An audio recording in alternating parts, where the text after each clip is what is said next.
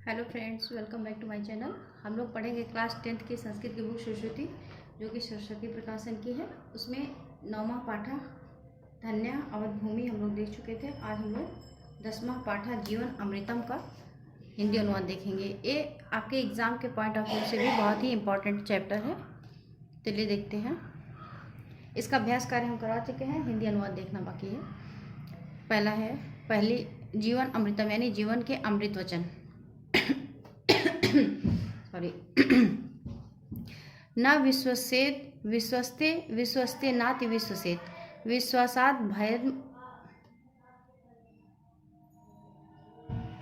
न विश्वसेत विश्वस्ते विश्वस्ते नाति विश्वसेत विश्वासात भयम उत्पन्नम मूल्यान्यपि निकृन्तति। न विश्वसेत विश्वस्ते, अविश्वसनीय लोगों पर विश्वास नहीं करना चाहिए। नाति विश्वस्ते नाति विश्वसेत, और ना ही विश्वसनीय लोगों पर भी विश्वास करना चाहिए। फिर से देखते हैं। ना विश्वसेत विश्वस्ते, अविश्वसनीय लोगों पर विश्वास नहीं करना चाहिए। विश्वस्ते नाति विश्वसेत, और जो जिस पर विश्वास करना चाहिए उस पर भी विश्वास नहीं करना चाहिए। विश्वासात भयम उत्पन्नम मूलान्यापि निकृन्ताति। विश्वासात भयम उत्पन्नम, विश्वास से भय उत्पन्न होता है। मूलान्यापि निकृन्ताति, जो मूल को भी नष्ट कर देता है, यानी जो जड़ को भी नष्ट कर देता है। चलिए एक बार फिर से देख लेते हैं। न विश्वसेत विश्वस्ते विश्वस्ते नाति विश्वसेत, अविश्वसनीय लोगों पर विश्वास नहीं करना चाहिए। विश्वस्ते नाति विश्वसेत, और ना ही विश्वसनीय लोगों पर विश्वास करना चाहिए। न आति यानी कि न ही। विश्वासात भयम उत्पन्नम, विश्वास से भय उत्पन्न होता है। जैसे हम किसी पे विश्वास किए हैं तो हमारे मन में डर सा बना रहता है कि पता नहीं होगा कि नहीं होगा, ये सही होगा कि नहीं होगा। तो विश्वास करने से क्या होता है? भय उत्पन्न होता है। मूल्यान्यपि निकृन्ताति, जो जड़ को भी नष्ट कर दे सकता है, जो जड़ को भी नष्ट कर देता है।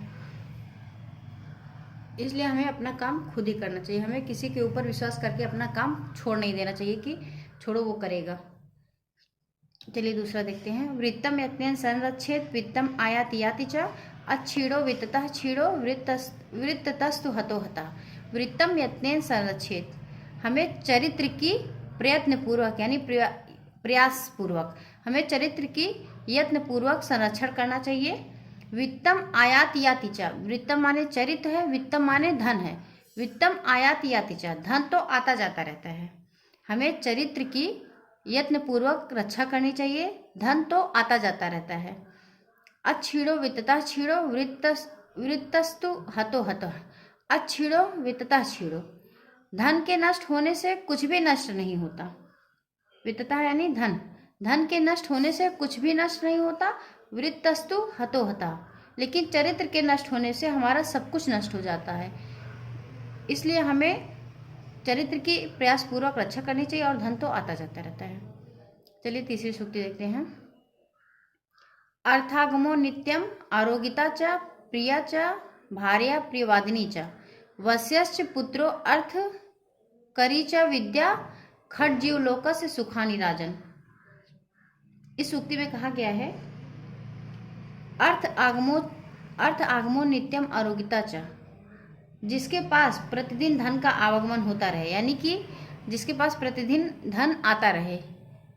नित्यम अर्थ आगमो नित्यम, पर जिसके पास प्रतिदिन धन का आवागमन होता रहे। आरोगिता चप, यानी कि जो निरोग रहे, अर्थात जिसको किसी भी प्रकार का कोई भी रोग ना हो। निरोगिता च प्रिया च भार्या प्रियवादिनी च, जिसकी पत्नी प्रिय हो। प्रिया च भार्या, जिसकी पत्नी प्रिय हो। प्रियवादिनी च, और मधुर वाणी बोलने वाली हो। जिसकी पत्नी प्रिय हो अर्थात अच्छा बोलने वाली हो। जिसकी पत्नी उसके अनुकूल आचरण करने वाली हो। वस्यश्च पुत्रो अर्थकारी च, और जिसका पुत्र आज्ञाकारी हो। वस्यश्च पुत्रो, और जिसका पुत्र आज्ञाकारी हो। अर्थकारी च विद्या, और जिसकी विद्या धन अर्जित करके देने वाली हो। खट जीवलोक से सुखानि राजन, हे राजन, इस संसार में, इस जीवलोक में वह व्यक्ति ही सुखी है जिसके पास ये 6 चीजें हैं। वह व्यक्ति ही इस संसार में सुखी है। एक बार चलिए फिर से देख लेते हैं। अर्थागमो नित्यम आरोग्यता च प्रिया च भार्या प्रियवादिनी च, जिसके पास प्रतिदिन धन का आवागमन होता रहे और जो निरोग रहे, अर्थात जिसको किसी प्रकार का कोई भी रोग ना हो, जिसकी पत्नी प्रिय अर्थात अच्छा बोलने वाली हो, जिसकी पत्नी प्रिय अर्थात अच्छा बोलने वाली हो, और जिसकी पत्नी उसके अनुकूल आचरण करने वाली हो। वस्यश्च, जिसका पुत्र आज्ञाकारी हो, वस्यश्च पुत्रो यानी जिसका पुत्र आज्ञाकारी हो, अर्थकारी च विद्या, और जिसकी विद्या धन का अर्जन करके देने वाली हो। खट जीवलोक से सुखानि राजन, हे राजन इस संसार में, इस जीवलोक में वह व्यक्ति ही सुखी है जिसके पास ये 6 चीजें विद्यमान हैं।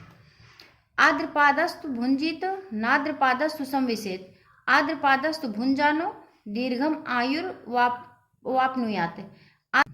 आद्रपादस्तु भुंजित, भुंजित यानी भोजन करना यानी भोगना यानी खाना कुछ भी। आद्रपादस्तु भुंजित नाद्रपादस्तु संविशेत, आद्रपादस्तु भुंजित यानी गीले पैरों से भोजन करे, नाद्रपादस्तु संविशेत ना माने नहीं, गीले पैरों से सोए नहीं यानी बिस्तर पर लेटे नहीं। आद्रपादस्तु भुंजानो दीर्घम आयुर्वाप्नुयात्, गीले पैरों से भोजन करने से दीर्घ आयु को प्राप्त करते हैं, यानी हमें हमेशा पैर धुल करके गीले पैरों से ही भोजन करना चाहिए, उससे हमें दीर्घ आयु की प्राप्ति होती है। हम लोग 5वीं सूक्ति देखते हैं। आपातकाले तु संप्राप्ते यन्मित्रं मित्रमेव तत्, वृद्धिकाले तु संप्राप्ते दुर्जनो अपि सुहृद भवेत्। आपातकाले तु संप्राप्ते, आपातकाल के समय यानी कि जब आपको ज़रूरत हो, आप जरूरी नहीं है कि पैसे से ही ज़रूरत हो, आप किसी दुविधा में फंसे हों या आप मेंटली डिस्टर्ब हो, तो जो मित्र आपके काम आता है वही मित्र होता है। आपातकाले तो संप्राप्ते यन मित्रम मित्रमेव तत्, आपातकाल के समय जो आपके काम आए वह ही मित्र होता है। मित्र यन मित्रम मित्रमेव तत्, वृद्धि काले तो संप्राप्ते दुर्जनो अपि सुहृद भवेत्, आपकी उन्नति के समय, वृद्धि काल के समय यानी कि जब आपके पास सब कुछ हो, सुख संपदा सारे धन सब कुछ हो, वृद्धि काल के समय आपकी उन्नति के समय, तो दुर्जन भी आपके सुहृद होते हैं, आपके सगे होते हैं, यानी वो भी आपके अपने खास हो जाते हैं। आपातकाले तो संप्राप्ते यन मित्रम मित्रमेव तत्, आपातकाल के समय जो मित्र काम आता है वही मित्र मित्र होता है। वृद्धि काले तु संप्राप्ते दुर्जनो अपि सुहृद भवेत्, वृद्धि काल के समय यानी आपकी उन्नति के समय तो दुष्ट लोग भी आपके सगे हो जाते हैं, आपके हितैषी हो जाते हैं। संपूर्ण 6वां सूक्ति देखते हैं। संपूर्ण कुंभो न करोति शब्दम अर्धो घटो घोषमु पैति नूनम, विद्वान कुलीनो न करोति गर्वम जलपंथी मूढ़ास्तु गुणैर्विहीना। संपूर्ण कुंभो न करोति शब्दम, पूरा भरा हुआ घड़ा आवाज नहीं करता। संपूर्ण कुंभो न करोति शब्दम, जो घड़ा पूरा भरा हुआ होता है, संपूर्ण कुंभो पूरा भरा हुआ घड़ा आवाज नहीं करता।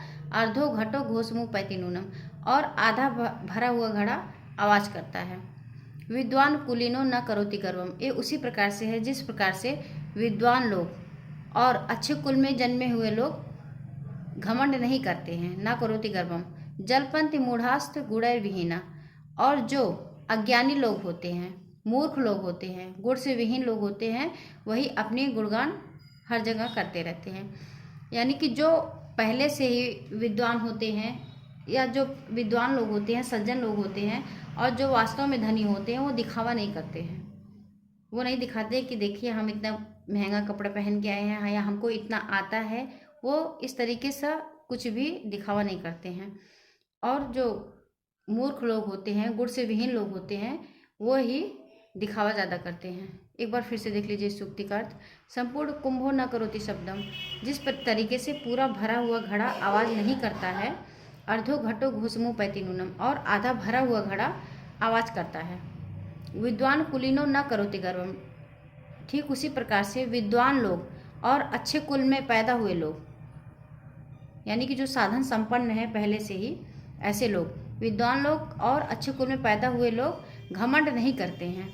जलपंथी मूढ़ास्तु गुणैर्विहीना, और जो गुण से विहीन है, यानी कि जिनके पास उतना गुण नहीं है और आधा अधूरा ज्ञान रखते हैं, या फिर मूर्ख लोग हैं वो ही ज़्यादा दिखावा करते हैं, वो ही अपना राग अलापते रहते हैं, जलपंथी।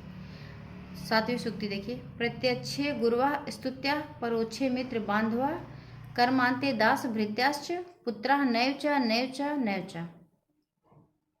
प्रत्यक्षे गुरुवा स्तुत्या, गुरुजन हमेशा सामने प्रशंसा के योग्य होते हैं। जो गुरु लोग होते हैं वो उनकी सामने से प्रशंसा करनी चाहिए।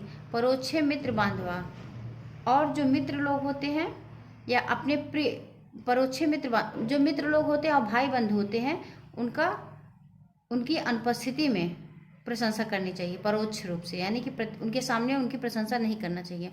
चलिए देखते हैं फिर से एक बार। प्रत्यक्ष गुरु स्तुत्या, गुरु की सामने से प्रशंसा करनी चाहिए। परोक्षे मित्र बांधवा, और मित्र की और भाई बंधुओं की या रिश्तेदारों की परोक्ष से, यानी कि उनके न रहने पर, उनकी अनुपस्थिति में उनकी प्रशंसा करनी चाहिए। कर्मांते दास भृत्याश्च, कर्म आंते दास भृत्याश्च, काम समाप्त होने पर सेवक और नौकर की, कर्मांते दास भृत्याश्च, भृत्य माने नौकर, काम के अंत में, यानी जब नौकर काम कर लें तब उनकी प्रशंसा करनी चाहिए। कर्मांते दास भृत्याश्च, काम के समाप्ति पर सेवक की और नौकर की प्रशंसा करनी चाहिए।